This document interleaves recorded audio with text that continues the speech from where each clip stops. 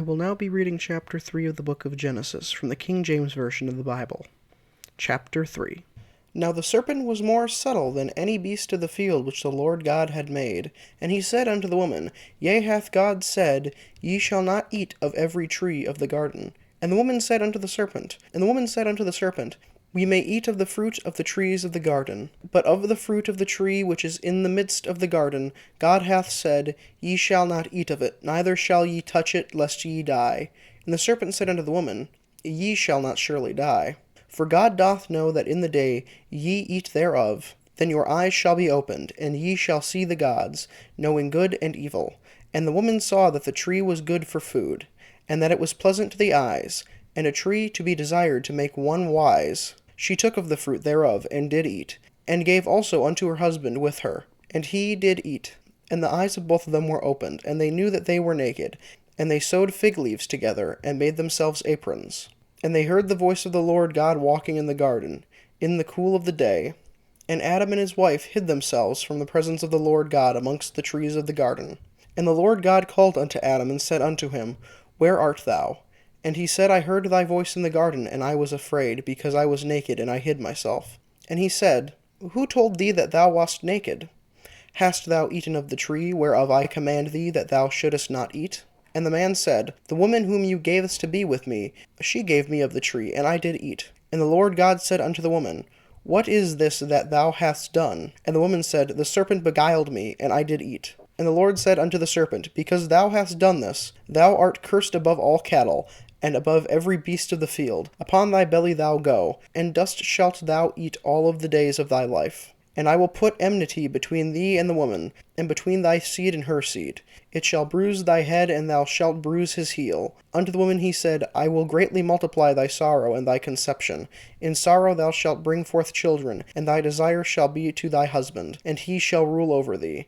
And unto Adam he said, Because thou hast hearkened unto the voice of thy wife, and hast eaten of the tree, of which I commanded thee, saying, Thou shalt not eat. Cursed is the ground for thy sake. In sorrow shalt thou eat of it all the days of thy life. Thorns also and thistles shall bring forth to thee, and thou shalt eat the herb of the field. In the sweat of thy face shalt thou eat bread, till thou return unto the ground, for out of it wast thou taken. For dust thou art, and unto dust shalt thou return. And Adam called his wife's name Eve, because she was the mother of all living. Unto Adam also and his wife did the Lord God make coats of skins, and clothed them. And the Lord God said, Behold, the man is become one of us, to know good and evil. And now, lest he put forth his hand, and take also of the tree of life, and eat, and live forever. Therefore the Lord God sent him forth from the Garden of Eden, to till the ground from whence he was taken. So he drove out the man, and placed at the east of the Garden of Eden cherubims, and a flaming sword which turned every way, to keep the way of the tree of life. Now that I've read chapter 3, let's get into my thoughts on it. Yeah, this was definitely an interesting chapter of Genesis, and the last time humans, to my knowledge, stepped foot in Eden ever again. I could be wrong. Please yell at me in the comments later. So, obviously what happened was Eve was tricked by the serpent to eat of the tree of the knowledge of good and evil, and she did. Then she convinced Adam to eat of the tree, and he did. Now the question is the serpent Satan in the story? Yes, he's referred to as a serpent later on.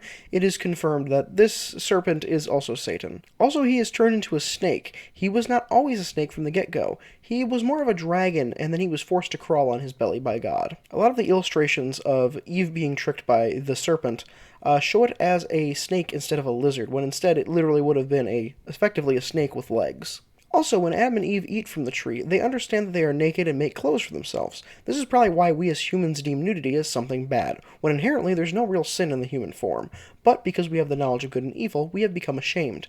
Adam and Eve were innocent as they did not know, but once they were told they were doing something wrong, they became ashamed. God really punishes Adam and Eve for doing what they did. In the Old Testament, God is a lot more harsh to people who disobey him, but he seems to realize that Satan was the one who tricked them, and so he goes a little lighter on them than usual. First, he removes Satan's legs and forces him to crawl on his belly. One of my favorite parts about this chapter is that God specifically states and says to the devil, "Because thou hast done this, thou art cursed above all cattle, and above every beast of the field.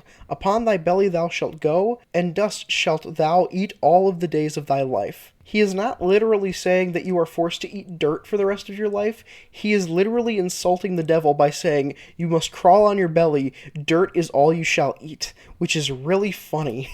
God then says the line referring to Satan, "It shall bruise thy head, and thou shalt bruise his heel," is stating that man and the serpent, that being the devil, will forever be at odds, and man will bruise his head, and the devil will bite at their heels. After punishing Satan, he punishes Eve by telling her that she will feel nothing but pain in childbirth, and that she is now belonging to her husband. Then he tells Adam that he must work in the fields and can no longer eat of the garden. He will spend his days working and farming food for his wife and their children for the rest of his life, until he returns to the dust that he was born from. Then Adam names his wife Eve, because she has become the mother of all the living, and might I say it's kind of wild that she didn't have a name before, or at least one that we knew of, and that Adam just changed it for some reason. A part of the Bible that is almost never talked about, but I find wildly interesting. God then makes them clothes of animal skin, and then has what are referred to as cherubims guarding the gates of Eden with flaming swords. What are cherubims? Well, get ready for our first biblically accurate angels. The cherubim are described as having a human body with the face of a man, a lion, an ox, and an eagle, as well as having 4 wings. They also seem to glow in some way, like they're exuding light from their bodies, and of course, these ones also have flaming swords. Adam and Eve are then sent away from Eden and into the dangers of the world. Now here's a question I've been pondering. Do the rules given to Adam and Eve apply to all of us, or is it just an Adam and Eve punishment?